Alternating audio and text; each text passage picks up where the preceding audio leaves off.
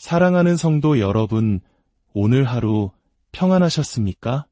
분주한 일상 속에서 잠시 멈추어 우리 영혼의 가장 깊은 질문과 마주하는 시간, 말씀 묵상의 자리로 여러분을 초대합니다. 이 말씀을 듣기에 앞서 잠시 여러분의 마음을 모아주시면 감사하겠습니다. 만약 이 시간이 여러분의 영혼에 작은 울림이라도 준다면 좋아요와 구독으로 다른 이들에게도 이 은혜를 전하는 복음의 통로가 되어 주십시오.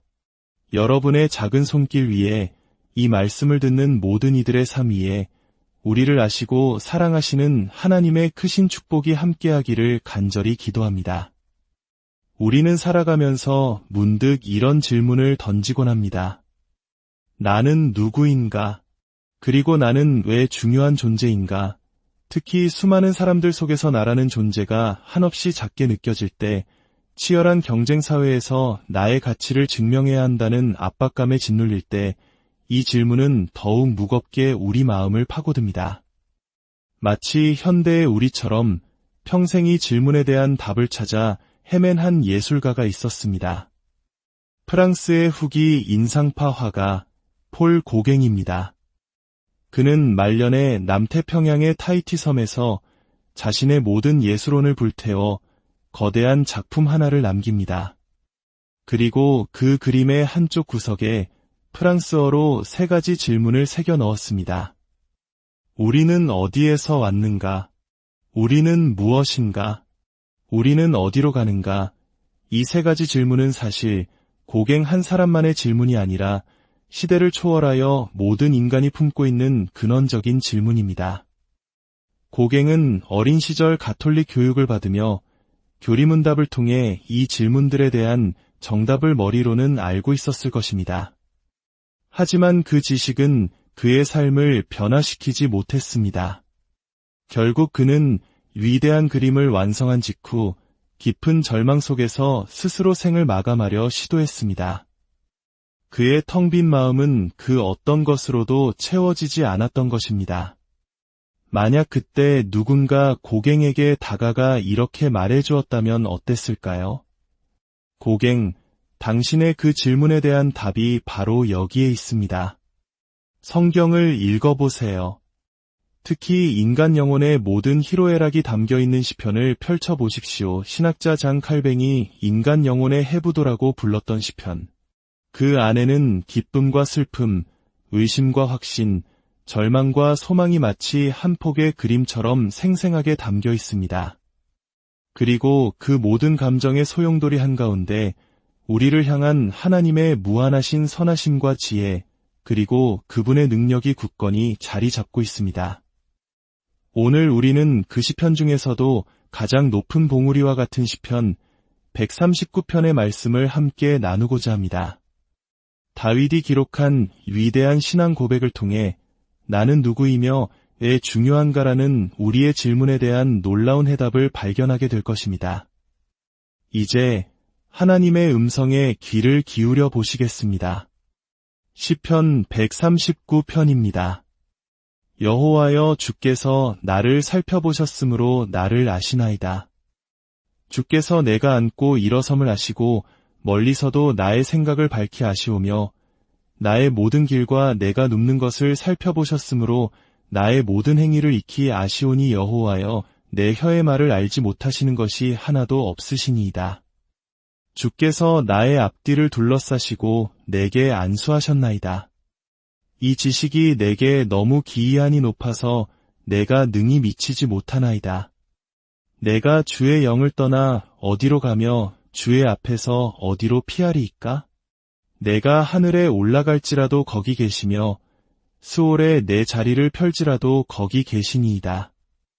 내가 새벽 날개를 치며 바다 끝에 가서 거주할지라도 거기서도 주의 손이 나를 인도하시며 주의 오른손이 나를 붙드시리이다. 내가 혹시 말하기를 흑암이 반드시 나를 덮고 나를 둘은 빛은 밤이 되리라 할지라도 주에게서는 흑암이 숨기지 못하며 밤이 낮과 같이 비추이나니 주에게는 흑암과 빛이 같음이니이다. 주께서 내 내장을 지으시며 나의 모태에서 나를 만드셨나이다. 내가 주께 감사하옴은 나를 지으심이 심히 기묘하심이라 주께서 하시는 일이 기이함을 내 영혼이 잘 아나이다. 내가 은밀한 데서 지음을 받고 땅의 깊은 곳에서 기이하게 지음을 받은 때에 나의 형체가 주의 앞에 숨겨지지 못하였나이다. 내 형질이 이루어지기 전에 주의 눈이 보셨으며 나를 위하여 정한 날이 하루도 되기 전에 주의 책에 다 기록이 되었나이다. 하나님이여 주의 생각이 내게 어찌 그리 보배로우신지요. 그 수가 어찌 그리 많은지요. 내가 세려고 할지라도 그 수가 모래보다 많도소이다. 내가 깰 때에도 여전히 주와 함께 있나이다. 하나님이여 주께서 반드시 악인을 죽이시리이다. 피 흘리기를 즐기는 자들아 나를 떠날지어다. 그들이 주를 대하여 악하게 말하며 주의 원수들이 주의 이름으로 헛되이 맹세하나이다. 여호와여 내가 주를 미워하는 자들을 미워하지 아니하며 주를 치러 일어나는 자들을 미워하지 아니하나이까. 내가 그들을 심히 미워하니 그들은 나의 원수들이니이다. 하나님이여 나를 살피사 내 마음을 아시며 나를 시험하사 내 뜻을 아옵소서. 내게 무슨 악한 행위가 있나 보시고 나를 영원한 길로 인도하소서. 아멘. 오늘 우리는 이 시편 전체 중에서도 특별히 1절부터 6절까지의 말씀에 집중하고자 합니다. 다윗의 첫 번째 고백, 주님, 당신은 나를 아십니다. 이 고백은 오늘날 우리가 살아가는 세상 속에서 더욱 놀랍게 다가옵니다. 우리는 데이터의 시대에 살고 있습니다. 거대한 IT 기업들은 우리의 모든 정보를 수집하고 분석하려 합니다. 하지만 그들이 모으는 데이터는 하나님의 지식 앞에서는 한낱 촛불에 지나지 않습니다. 전능하신 하나님께서는 이 세상 80억 인구의 머리카락 숫자까지도 아십니다. 하지만 시편 기자가 지금 감격하고 있는 것은 하나님께서 이 세상 모든 것을 아신다는 거대한 사실이 아닙니다. 그보다 훨씬 더 개인적이고 훨씬 더 깊은 진실입니다. 바로 하나님께서 온 세상이 아닌 바로 나 한 사람을 속속들이 알고 계신다는 사실입니다. 다윗은 이 놀라운 지식을 몇 가지로 나누어 노래합니다. 첫째, 주님은 나의 모든 행동을 아십니다. 2절 말씀입니다. 주께서 내가 앉고 일어섬을 아시고 하나님은 우리가 아침에 눈을 뜨는 순간부터 밤에 잠자리에 드는 순간까지 우리의 모든 일거수일투족을 알고 계십니다. 우리가 양치질을 했는지 안 했는지, 오늘 누구를 만나 무슨 일을 했는지 그 모든 사소한 움직임까지도 그분의 시선 안에 있습니다. 둘째, 주님은 나의 모든 생각을 아십니다. 2절 하반절입니다. 멀리서도 나의 생각을 밝히 아시오며 이것은 더욱 놀라운 고백입니다. 하나님은 우리의 행동뿐만 아니라 우리 마음속 가장 깊은 곳에 숨겨둔 생각까지도 꿰뚫어 보십니다. 다른 사람은 물론 때로는 나 자신조차 속이려 드는 은밀한 동기와 욕망까지도 하나님 앞에서는 벌거벗은 듯 드러납니다. 우리는 하나님을 결코 속일 수 없습니다. 셋째, 주님은 내가 가는 모든 길을 아십니다. 3절입니다. 나의 모든 길과 내가 눕는 것을 살펴보셨으므로 나의 모든 행위를 익히 아시오니 우리가 걸어가는 인생의 여정, 때로는 잠시 쉬어가는 휴식의 장소, 심지어 우리가 방황하며 헤매는 길 위에서도 주님은 우리와 함께 하시며 모든 것을 아십니다. 넷째, 주님은 내가 할 모든 말을 아십니다. 4절 말씀입니다. 여호와여 내 혀의 말을 알지 못하시는 것이 하나도 없으시니이다. 우리가 어떤 말을 하려고 마음먹는 순간 그 말이 혀끝에 맺히기도 전에 주님은 이미 그 모든 것을 알고 계십니다. 이는 하나님께서 나 자신보다 나를 더 잘 아신다는 고백과도 같습니다.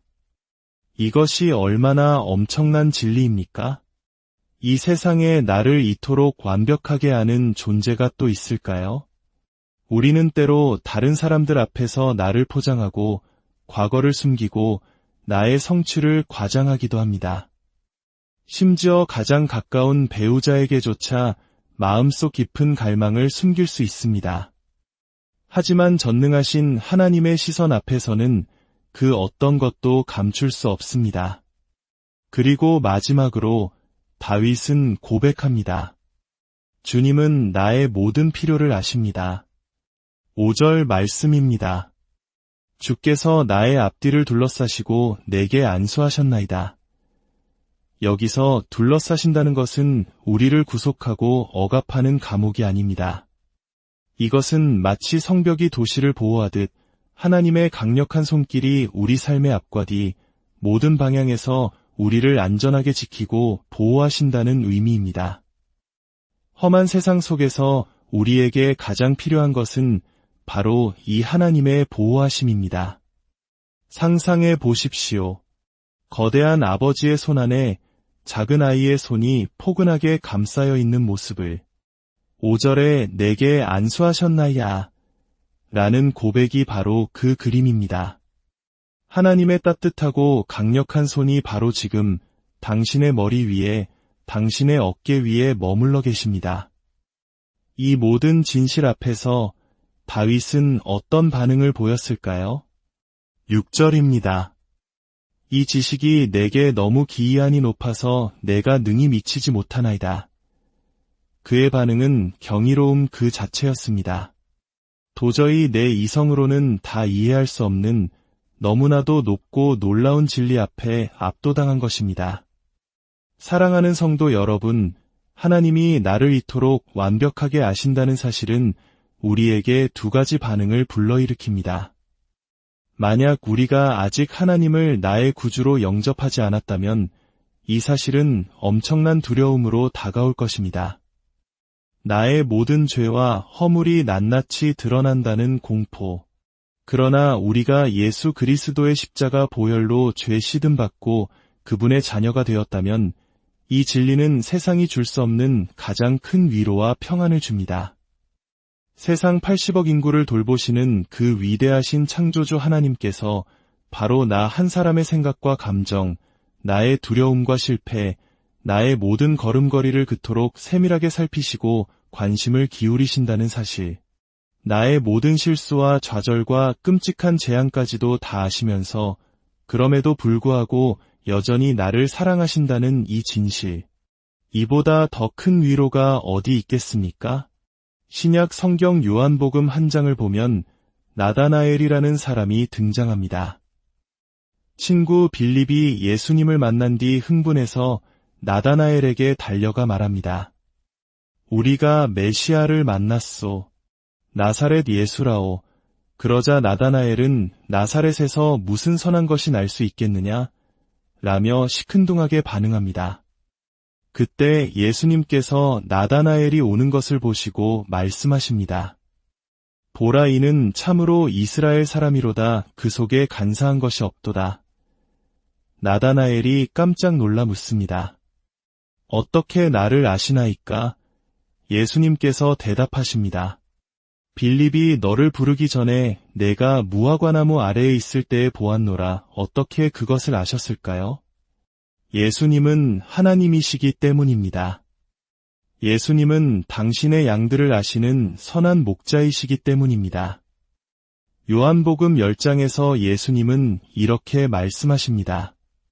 나는 선한 목자라. 나는 내 양을 알고 양도 나를 아는 것이 아버지께서 나를 아시고 내가 아버지를 아는 것 같으니 나는 양을 위하여 목숨을 버리노라. 그리고 또 말씀하십니다. 내 양은 내 음성을 들으며 나는 그들을 알며 그들은 나를 따르느니라. 내가 그들에게 영생을 주노니 영원히 멸망하지 아니할 것이요 또 그들을 내 손에서 빼앗을 자가 없느니라. 이것이 바로 복음의 핵심입니다. 나를 나보다 더 잘 아시는 그분께서 나의 모든 죄악과 연약함을 아시면서도 나를 위해 십자가에서 목숨을 내어주셨습니다. 그리고 지금도 살아계셔서 우리를 그분의 강한 손으로 붙들고 계십니다. 나는 누구인가? 라는 질문 앞에 더 이상 방황하지 마십시오. 당신은 우연히 태어난 존재가 아닙니다. 당신은 하나님의 손에 의해 경이롭게 지음받은 걸작이며 당신의 인생 모든 날이 시작되기도 전에 그분의 책에 기록된 보배롭고 존귀한 존재입니다. 우리가 살아가는 매 순간이 모든 것을 아시고 모든 곳에 계신 하나님 앞에서 살아가는 경이로운 시간임을 기억하십시오. 당신은 결코 혼자가 아닙니다. 기도하겠습니다. 살아계셔서 우리를 살피시는 하나님 아버지, 우리가 안고 일어섬과 우리의 생각과 모든 길을 아시는 주님의 놀라운 지혜 앞에 잠잠히 엎드립니다. 세상 속에서 나의 존재가 하찮게 느껴지고 외로움에 잠길 때 나를 나보다 더 잘 아시며 사랑하시는 주님이 계심을 기억하게 하옵소서. 선한 목자 되신 예수 그리스도의 손에 우리의 삶을 온전히 맡겨드립니다. 그 강한 손으로 우리를 붙드시고 영원한 길로 인도하여 주옵소서. 우리 구주 예수 그리스도의 이름으로 기도드립니다.